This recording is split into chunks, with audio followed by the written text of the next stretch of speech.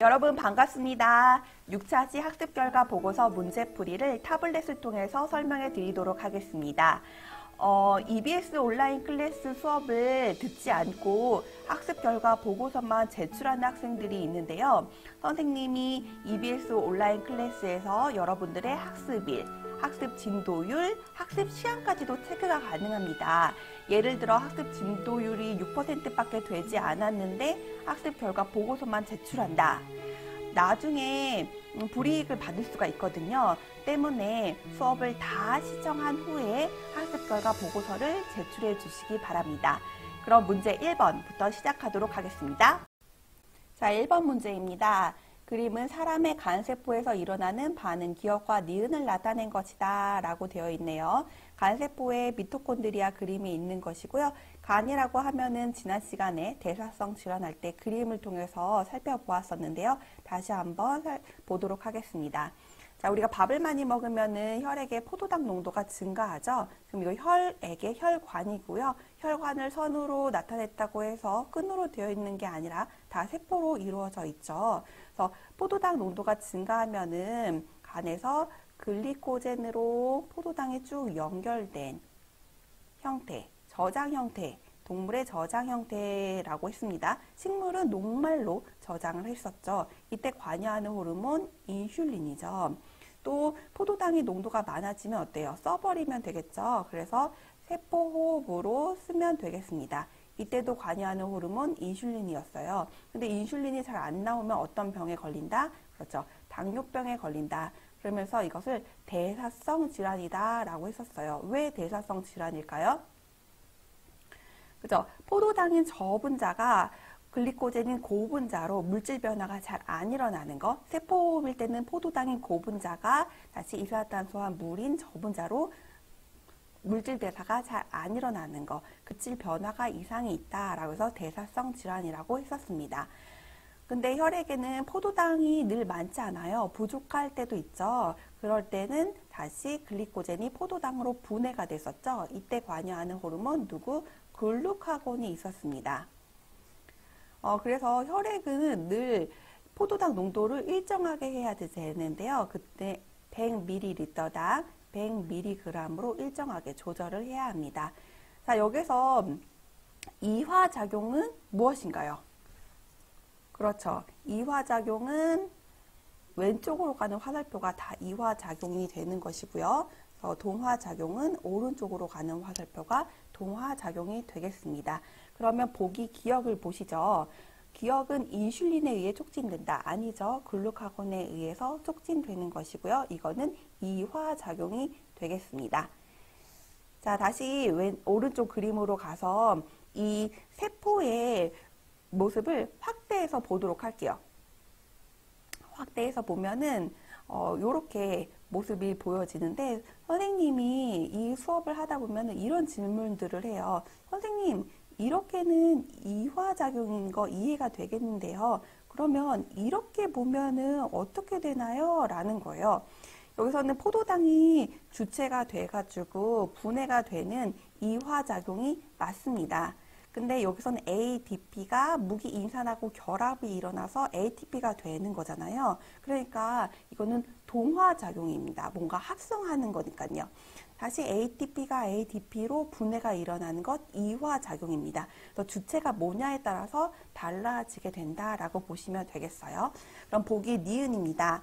니은에서 방출되는 에너지가 생명활동에 이용된다. 그렇죠. 생명활동에 이용되고요. 이거는 이화작용이 되는 거니까 기억과 니은은 모두 동화작용에 해당된다. 틀렸습니다. 그래서 정답은 1번이 되겠네요.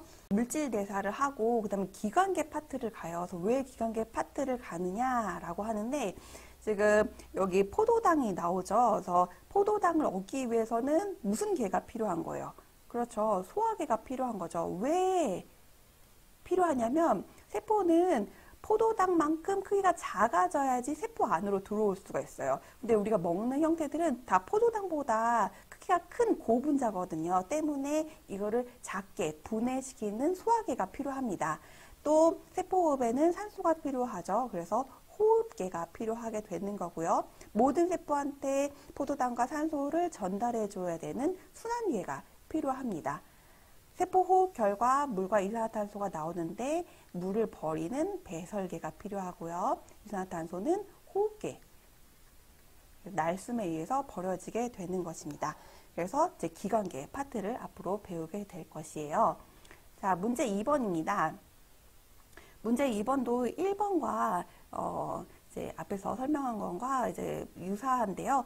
여기서 보면은 당뇨병 진단을 받았다라고 되어 있고, 혈당량을 조절해야 된다라고 되어 있고요. 그다음에 비만이 되지 않도록, 그래서 비만은 성인병의 원인이 됐어서 당뇨병도 이제 성인병의 한 종류였죠. 그다음에 근육량을 늘려서 기초대사량을 높이는 것이 좋다. 그래서 기초대사량이 뭐였나요? 그렇죠. 생명유지 활동에 필요한 최소한의 에너지량이 기초대사량이었고, 근육량이 많을수록 기초대사량이 높았죠. 그럼 보기 기억을 보도록 하겠습니다. A는 대사성 질환을 가지고 있다. 맞네요. 기초대사량이 높으면 비만이 될 가능성이 낮죠. 에너지를 쓰니까요. A는 당뇨병 치료를 위해 1일 대사량보다 많은 아니죠. 적은 에너지를 매일 이제 지속적으로 섭취해야지 되겠죠. 그래서 기억만 맞습니다. 자, 마지막 문제입니다. 효모액을 이용한 알코올 발효 실험입니다. 문제에서는 발효관 A에 대한 그림만 나오는데요. 선생님이 발효관 B와 C도 한번 표현해 보았습니다. 살펴보도록 하겠습니다. 발효관 A는 5% 포도당과 물을 넣었고요. 발효관 B는 효모액을 넣었네요. 그러면 A와 B를 통해서 무엇을 알고 싶다는 건가요? 그렇죠. 효모는 알코올 발효에 포도당을 에너지원으로 사용하는지를 알고 싶은 거겠죠. 그 다음에 발효관 C는 5%가 아니라 10% 포도당 용액을 넣었네요. 그러면 B와 C를 통해서 무엇을 알고 싶은 건가요? 네, 포도당 양이 증가할수록 어떻게 되는지 알고 싶다는 거겠죠. 그러면 결과를 유추해 보도록 하겠습니다. 발효관 A는 효모를 넣지 않았으니까요. 포도당이 이용되지 않겠고 기체도 발생되지 않겠네요. 발효관 B 같은 경우는 효모액이 있으니까 기체가 발생되는데 이때 기체가 무엇인가요? 그렇죠. 이산화탄소가 되겠죠. 그래서 이산화탄소가 발생될 것입니다. 그리고 발효관 C 같은 경우에도 이산화탄소가 발생되는데 양이 많다 보니까 더 많이 발생되겠죠. 그래서 맹간부의 기체의 양이 더 많다는 것을 확인할 수 있겠습니다. 그러면 기억은 B가 되겠고 니은은 C가 되고 딕은 A가 되겠네요. 보기를 보도록 하겠습니다. A는 기억이다. 아니죠. 디귿이 되겠고요. B에서 맹간부에 모인 기체는 이산화탄소이다. 맞고요. A일 때 발효관 속 포도당 농도는 디귿이 A죠. A에서가 B에서보다 낮다. 아니죠. A는 포도당을 아예 사용하지 않았으니까 그대로 있을 것이고요. B에서는 포도당을 이용했으니까 포도당 농도가 적어질 것입니다. 때문에 A에서가 더 많죠. 그래서 틀렸습니다. 지난 시간에 우리는 이렇게 무산소 호흡에 의한 이산화탄소 방출 실험을 봤었는데요. 조금 더 보충 설명을 하도록 하겠습니다.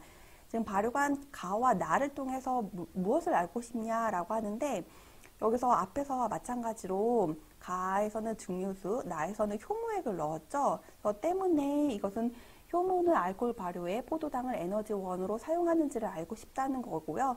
그 다음에 나하고 라를 통해서 알고자 하는 것은 지금 포도당, 설탕, 갈락토스 다른 용액을 넣었죠. 그래서 어느 곳에서 효모의 알코올 발효가 가장 활발히 일어나는지를 알고 싶다라는 겁니다.